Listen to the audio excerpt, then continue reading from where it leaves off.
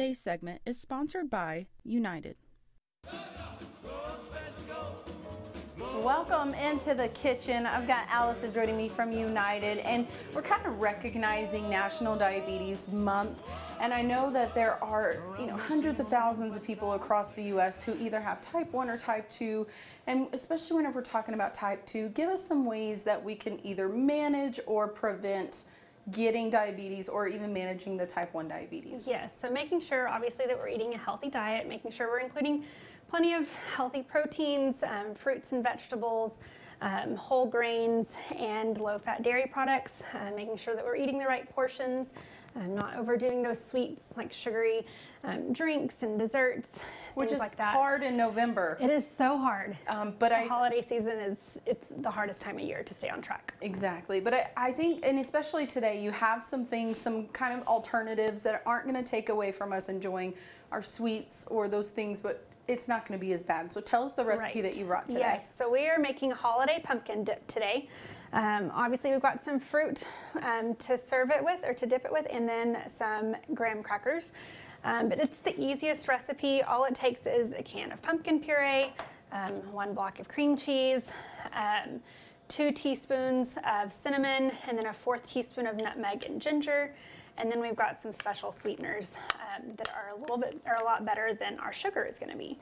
And this cream cheese, it's that 1/3 less fat. So, and I think if you haven't tried this, it's not much of a difference in taste, but you are getting less of that fat. And so I think it's a good alternative that we're adding into our foods. Yes. Let's talk about the sugar that you brought with you today. Yes, so the sugar that I have, empty that in there real quick. So the sugar that I brought, one is coconut sugar. It has a lower glycemic index than regular sugar does. And so it's going to give us that sweet taste, but not raise our blood sugar as much as as regular sugar would.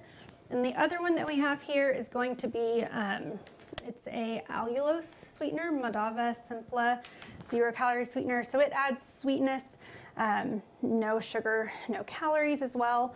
And it's a great option. It doesn't raise our blood sugar. It also has prebiotic fiber. So fiber is going to be good for us to help keep our blood sugars under control. So they're both good options for diabetics. And I'll tell you, when you're going to get those alternative sugars, there are a lot out there. There are a lot that say 0 calorie, but they have weird aftertastes. So it's a kind of pick and choose, but I think start with this because you're saying it's great, and I have tried the Simpla before, and I think it's great.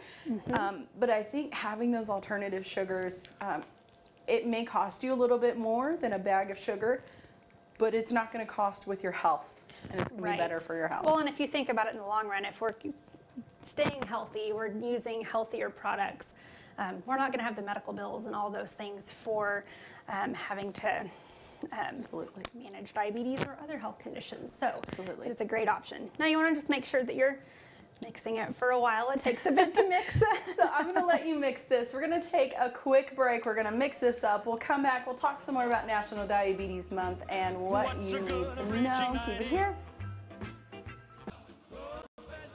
Welcome back into the kitchen with Allison. We're talking about National Diabetes Month, and we have finished this recipe. I think it looks great. You were kind of talking about the consistency, but you can always throw it, in a stand mixer or one of those and really get it kind of mixed up. I like it. I think it looks great, and I love all things pumpkin, so I'm about that life. Yes, it'll taste really good, but yeah, I would definitely set your cream cheese out a little bit longer than 30 minutes, and then throw this in a blender to mix it up really well. So for dippers, obviously, if we throw in things that are like cakes or cookies, things like that, it's going to add a lot of sugar and calories.